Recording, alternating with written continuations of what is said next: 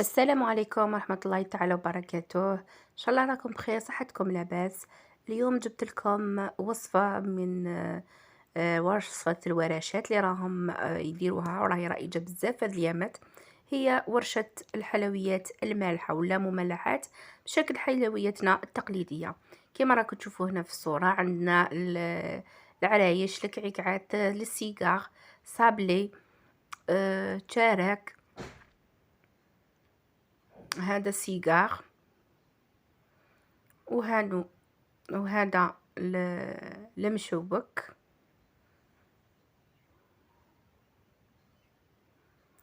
وهذا التشارك. انا هذا التشارك رمته في الجوز، والسيجار والمشوك رمتهم في الفو بيستاش. تقدروا ديروا في البيستاش، انا برك باش نلحق لكم الفكره. وهنايا عندنا كعكات بطليه، فوالا كما راكم تشاهدوا. درت لهم شويه دوغي من الفوق، وكاين اللي خليتهم بيوضه سامبل كما اللي وريتهم لكم في الصوره، فوالا. وهادو اللي صابلي زينتهم شويه كاوكاو ايفيلي كما تقدروا ديروه باللوز ايفيلي. نبداو على بركه الله في الوصفه. واش فيها؟ عندنا دو بات نديروهم. لاباط الاولى عندي هدايا مارغرين، وملعقه مارغرين، ملعقه سمن، وعندي ملح، كركم، فلفل اسود، وطميت بالفارينه كما نديرو العجينه نتاع العرايش والكعكات. دوك من بعد نوري لكم كيفاش نكملها هنايا باسكو تخلط لي شويه الفيديو. لا دوزيام بات، هنا عندنا لا بات صابلي. لا بات صابلي درت هنا فيها 120 غرام ولا 125 غرام نتاع لا مارغرين، صفر بيضاء، ملعقه تاع مايزينا. نطم بالفارينه، وندير الملح، فلفل اسود ولا فلفل ابيض، ودرت الكركم باش يعطيني اللون فقط. بالنسبه للفارينه حتى تنطم كيما باش نتحصلوا على عجينه صابلي عاديه، برك هنايا فيها الملح ما فيهاش السكر. فهمتوني؟ يعني العجينه لا باز تاع الصابلي عادي كيما يديروا بها لي كيش، هكا باش تفهموا عليا. فوالا نطمها، خليها ترتاح، ندير بابي فيم وخليها ترتاح، ومن بعد نوريلكم طريقه التشكيل تاعها. كانت عاديه كيما نشكلوا لي سيجار تاع حلوه السيجار وحلوه الصابلي بالطوابع، يعني نستعملوا الطوابع. شوفوا كيفاش تحصل في العجينه. شوفوا ها، صابلي برك مالحه. هذا مكان هنا نزيد لها شويه تاع الفرينه غير برك باش تنضم لي. حسيتها شويه لازم لها. هذا ما كان عندكم ميزانكم وبيدكم تحسوا العجينه نتاعكم. هنا نولوا المرحله اللي بديتها معكم تاع العجينه الاولى، واللي هي عجينه العرايش والكعكات. راني نزيد لها غير في شويه تاع الماء.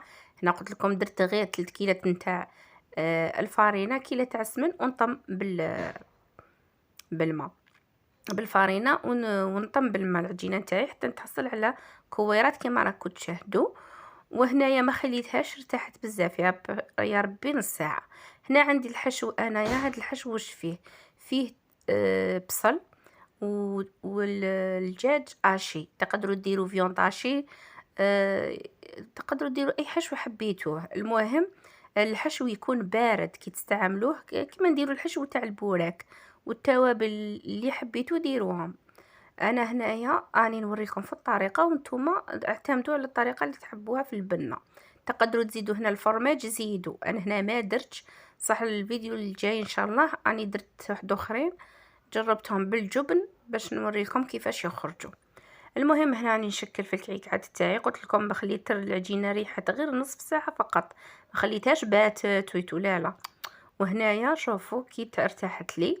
تقدروا هنا توزنوا الحبات كيما نكونوا راح نخدموا الحلوى. فهمتوا؟ اني نزرب لكم هكايا باش تفهموا هنا صح في الفكره فقط، ما كل مراحل هادو معروفين. المهم برك الفكره هي اللي باش تعرفوا تقول كي تشوفوهم تقولوش كيفاش خدموهم، كيفاش هادي كيفاش هادي. مهمه ساهلين. فوالا هنايا انا حندير لكم تشارك نورمالمون. درت لكم حبه تاع الكعكات، هنايا درت لكم الحبه تاع العرايش، وهنا راني نشكل في الحبه نتاع التشارك نتاعي. انا نستفهم كامل الكميه، ومن بعد نتقبهم كيما نديروا الحلوى. قلت لكم نفس الطريقه، نستهم في السنيوه ونخليهم يريحوا، ومن بعد نطيبهم. هنا راني رحت نحضر، جبت هذا المول تاع لي دومي سفيق هذا باش يعطيني دومي كوكي يعني نصف دائره فوالا تاع باش كي ندير وحده فوق وحده تولي لي اون بول. فهمتوا؟ وانتم استعملوا المول اللي يكون عندكم. انا هذا هو اللي توفر عندي.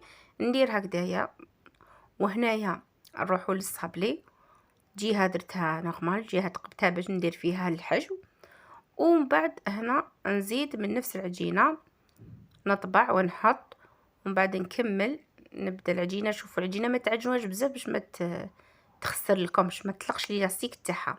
خلوا عجنوا لموها برك فقط هكا. شوفوا كيفاش تسيسوا فيها، وديروا الساشي باش يجيكم بيان ليس.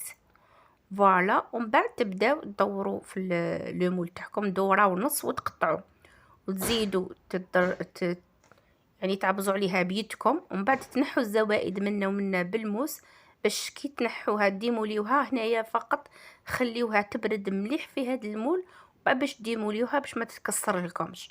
انا مروا للمرحله الاساسيه وهي لو غلاصاج. هنا عندي 3 ورقات نتاع لا جيلاتين، نشمخهم في الماء بارد، نخليهم يطراو لي، نروح نحضر اون بيشاميل. هنا بعد ما طابولي وخليتهم بردوا تماما. لا بيشاميل تاعي نورمال كامل، تعرفوا تخدموا صوص بيشاميل. برك واش ننصحكم ما ديروش فلفل اسود، ديروا فلفل ابيض، وديروا لها الجبن الابيض باش ما يتغير لكمش اللون. شوفوا كيفاش طابوا لينا هنايا، شوفوا هكا نحمروهم طيبوهم عاديين. شوفوا يعطوك اللون الاحمر. راني وريت لكم كامل كيفاش طابوا. وهادو اللي جبتهم قلت لكم خلوهم يبردوا تماما، ومن بعد باش ديموليوهم، باسكو كلا ديموليتوهم وما سخونين راهم يتكسروا. ناخذ شويه من هذيك الكريمه تاعي، يعني لا شانتي، قلت لكم لا شانتي، لا بيشاميل نخليها بجنب، واللي يبقى لي ناخذ كميه غير صغيره برك. اللي يبقى لي ندير له لا جيلاتين ونخليه يبرد حتى يولي لكم شويه ثقيل نوعا ما. هذيك اللي خليتها هي اللي راح نديرها كشغل المعجون كيما نديروا المعجون.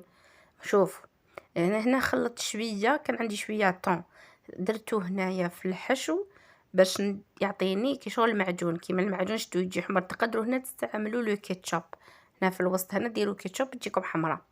هنايا تاني هنا نعمر لي بول تاعي، ومن بعد شوفوا نغطسهم في هذيك لا بيشاميل كيما نديروا المعجون، لو ميم كونسيبت، ونرمدوها في الكاوكاو. هذا لو فو بيستاش. انا كان عندي كاوكاو حمصته شويه وخلط له شويه لون هكا غير بيدي فقط. وشنو استعملوا الملون جال باش يعطيكم هاد تمام باش ما تشقاوش تشمخوه.